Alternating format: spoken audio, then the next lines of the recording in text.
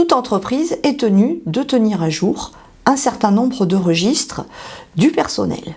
Ces registres, elle doit les tenir à disposition notamment de l'URSSAF, de l'inspection du travail, mais également pour certains des salariés.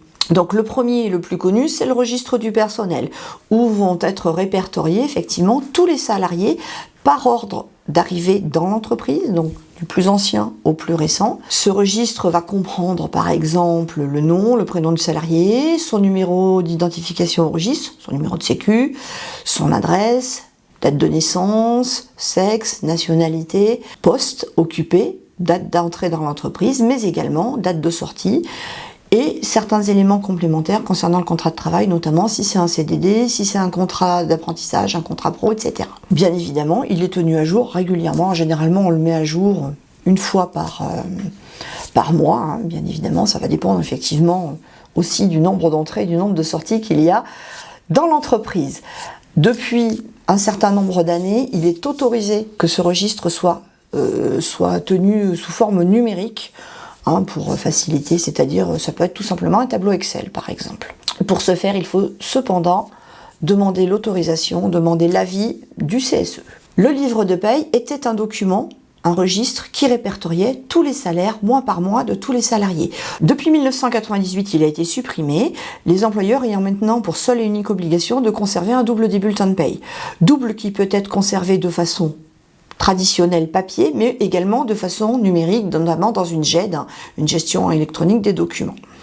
À noter que les bulletins du personnel doivent être conservés pendant 5 ans par l'employeur. Le registre médical. Le registre médical va répertorier toutes les visites médicales passées par tous les salariés, et notamment la date de celle-ci, quel type de visite est-ce que c'était, mais également la date prévue pour la prochaine visite, de façon à n'oublier personne. On peut également citer comme registre le document relatif en matière de contrôle d'hygiène et de sécurité. On peut également citer le registre des accidents du travail, où seront répertoriés tous les accidents du travail, ainsi que leur gravité, leur cause, leur fréquence, etc., de façon à essayer, dans la mesure du possible, de les limiter au maximum. Il existe aussi un certain nombre de registres qui concernent les relations avec les représentants du personnel.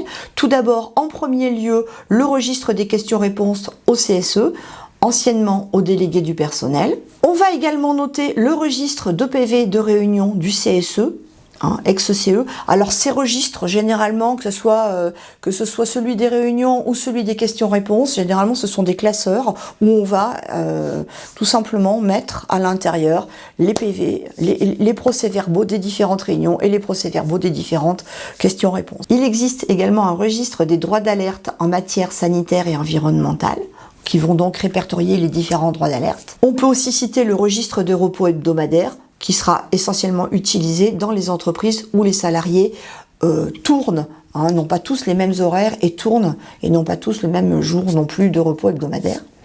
Et enfin, le dernier registre qu'on peut citer, c'est le DUERP, document unique d'évaluation des risques professionnels. C'est un document qui est obligatoire dans toutes les entreprises, quelle que soit leur taille. Ce document va répertorier tous les risques auxquels le ou les salariés de l'entreprise peuvent être soumis dans le cadre de leur activité professionnelle.